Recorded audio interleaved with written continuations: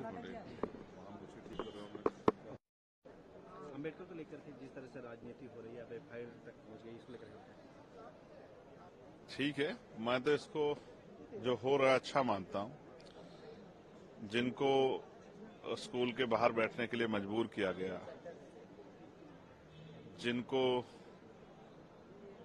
सार्वजनिक स्थानों पर जाने से रोका गया, जिन्होंने योग्यता के आधार पर अपनी जगह बनाई, जिनको सदन में जाने से रोका गया, जिन्होंने इस देश की महिलाओं के लिए, पिछड़े वर्ग के लिए कानून मंत्री के पद से इस्तीफा दे दिया, जिन्होंने लंबे समय तिरस्कार सहा सभी से, आज उन बाबा साहब अम्बेडकर पे चर्चा हो रही है।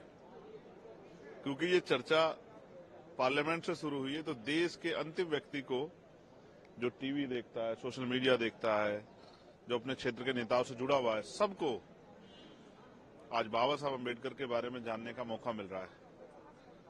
इस एक विवाद ने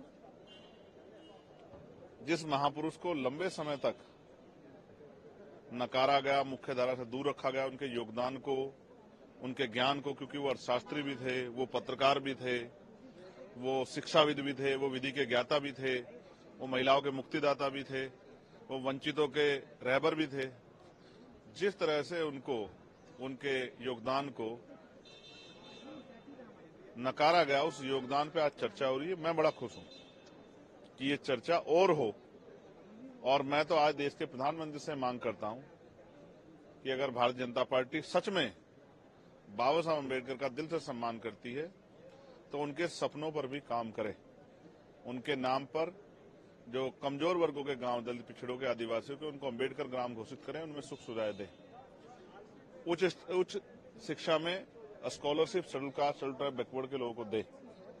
बहुत सारी जो है उनकी इच्छाएं थी कमजोर वर्गों को लेकर, महिलाओं की सुरक्षा को लेकर, उनकी तरक्की के रास्ते खोले।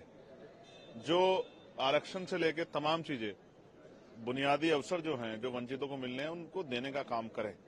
और जो हिंसा हो रही है, एक बार प्राइम मिनिस्टर ने कहा था कि दलितों को मत मारो, मुझे मार लो। उन पे जो हिंसा हो रही है दलित, आदिवासी, पिछड़ों पे, उस हिंसा को रोकने का काम करें। तब जाके शायद बाबा साहब अम्बेडकर को, क्योंकि बाबा साहब अम्बेडकर सिर्फ चित्र नहीं है, एक व्यक्तित्व है, एक चरित्र है, उस चरित्र पर भी काम करने का प्रयास करें। अगर नहीं प्रयास किया तो सिर्फ चित्रों से बाबा साहब अम्बेडकर का सम्मान नहीं हो सकता। ये चंद्रशेखर जी, जो कल घटना हुई उसके बाद भारतीय जनता पार्टी के लोग राहुल गांधी के खिलाफ एफआईआर दर्ज कराए। ठीक है। कांग्रेस पार्टी के नेता जयराम रमेश का कहना है कि ये एफआईआर राहुल गांधी के खिलाफ नहीं है, बल्कि बाबा साहब के खिलाफ एफआईआर है। राहुल गांधी बाबा साहब नहीं। मैं फिर आपको स्पष्ट करूं, हालांकि ये दोनों पार्टियों की आपसी वो है, कोई विवाद हुआ जिसको लेके वो जो है एफआईआर उन्होंने करी। लेकिन मैं फिर कह रहा हूं, जब आप संविधान पे हमला करते हैं तो भी बाबा साहब पे हमला होता है। जब सरकारी इंस्टीट्यूशनों को आप खत्म करते हैं, जब आप ईडब्ल्यूएस लागू करते हैं तो भी बाबा साहब पे हमला होता है। जब आप फ्रीडम ऑफ स्पीच और फ्रीडम ऑफ एक्सप्रेशन का वायलेशन करते हैं तो भी बाबा साहब का अपमान होता है। और बाबा साहब ने कहा था, शायद आपके याद हो, मेरे याद है क्योंकि मैं उनका अनुयायी हूं, कि जब तक मेरे जाने के बाद मुझे मरा हुआ मत समझना, जब तक संविधान जिंदा मैं जिंदा। तो जब देश के लोकतंत्र और संविधान पे आप हमला करते हैं तो भी आप उन पर हमला करते हैं, वो किसी के द्वारा किया गया। इसलिए मैं स्पष्ट रूप से कहना चाहता हूं कि हम भारतीय संविधान की रक्षा करेंगे और संविधान पे किसी भी तरह का हमला हम लोग बर्दाश्त नहीं करेंगे। इसके लिए हम लोग पार्लियामेंट में भी हैं और सड़कों पे भी हैं। ये जरूरी है कि चर्चा हो बाबा साहब अम्बेडकर पे, उनके विचारों पे, उनकी शिक्षाओं पे, उनके संघर्ष पे, क्योंकि उनके संघर्ष से आज बहुत सारे लोगों को मौका मिला है।